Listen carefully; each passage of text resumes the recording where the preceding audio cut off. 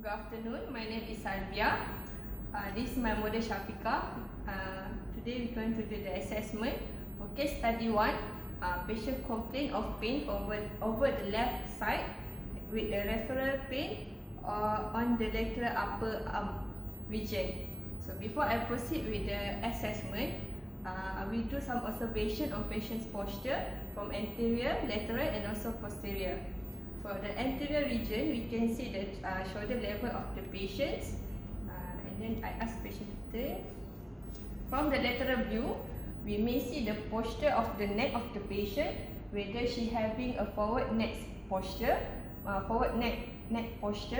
and also see the glenohumeral joint, the GH joint, whether the joint is moving anteriorly, posteriorly or elevated. And from the posterior view, we can see the position of the scapula from the tip of the scapula or inferior tip of the scapula, whether she having the same level and also the spine of the scapula. Okay, next I will ask the patient to do active ROM. Okay, can you angkat tangan ke depan? Okay, pelan-pelan turun. While doing the range of motion, I will compare the pain side and also the good side.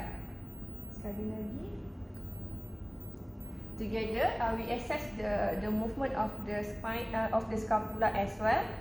Then dulu, ni tambah brush.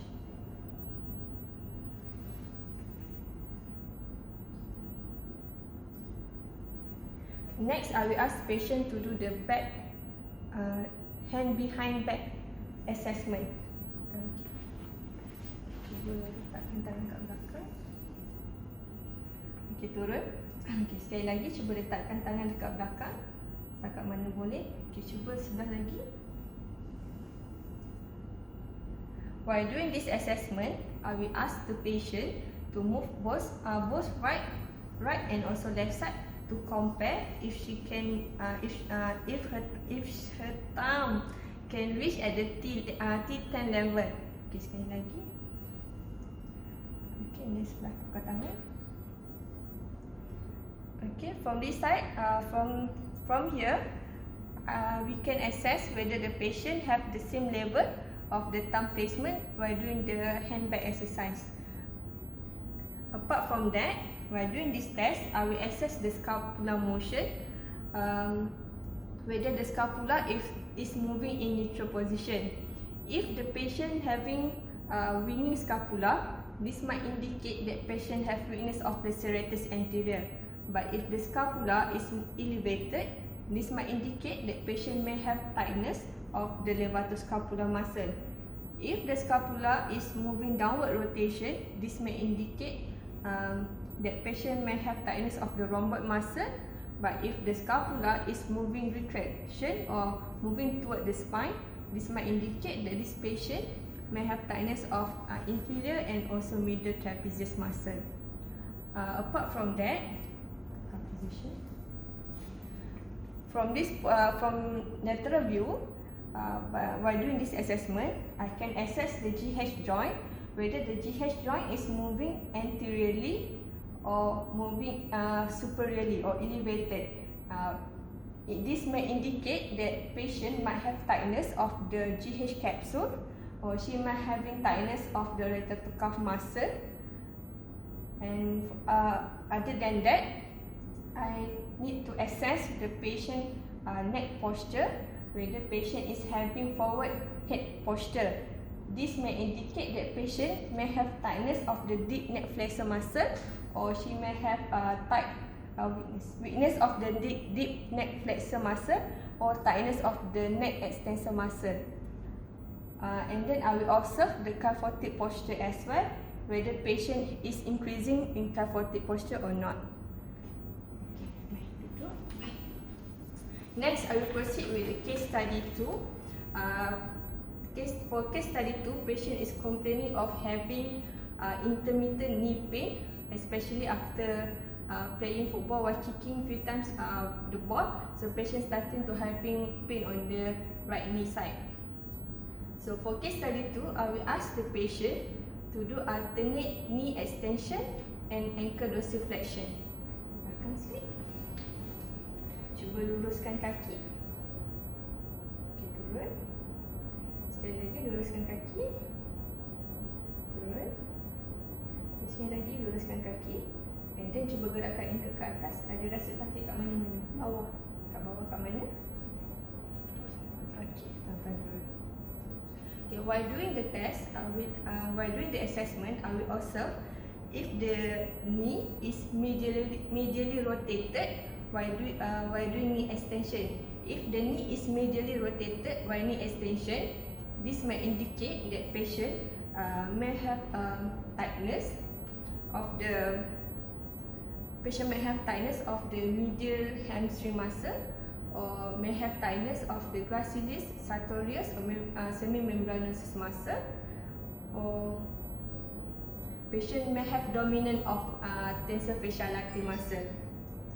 If the patient is having lack of knee extension while doing the assessment, this may indicate that patient may have tightness of the hamstring muscle, or she may have tightness of the neural structure, or the patient may have weakness of the quadriceps muscle.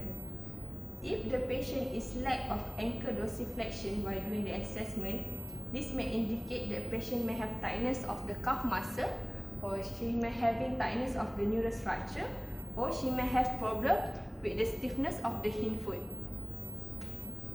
While doing the assessment, I will assess the patient posture as well. If the patient is reducing her lumbar lordotic while doing the assessment, while doing the knee extension, this may indicate that patient might have both tightness of the hamstring and also calf muscle. However, it's unlikely that patient have a neural tight structure. In order to double confirm, we can proceed with the slump test to see if the patient have a neural tight in slouch position. So next, I will ask the patient to do bridging assessment. Baring. Okay. Bengkok dua-dua kaki. I will ask the patient to bend her knee for about knee flexion 120 degree. Okay. Slowly, cuba angkat punggung naik atas. Angkat turun. Okay, sekarang cuba rapatkan dua-dua kaki. Ini angkat punggung ke atas. Turun. Okay, sekarang cuba angkat punggung. Kemudian luruskan satu kaki. Okay, turun.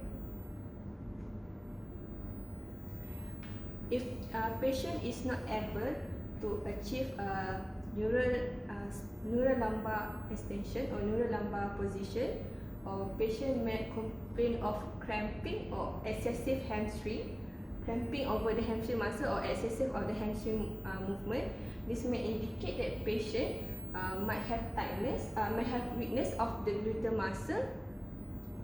Okay, and then cuba sekarang letak satu kaki kat bawah. Okay, cuba buat bridging. Okay, turun. Okay, next, cuba bridging. And then gerakkan kaki satu-satu ke depan.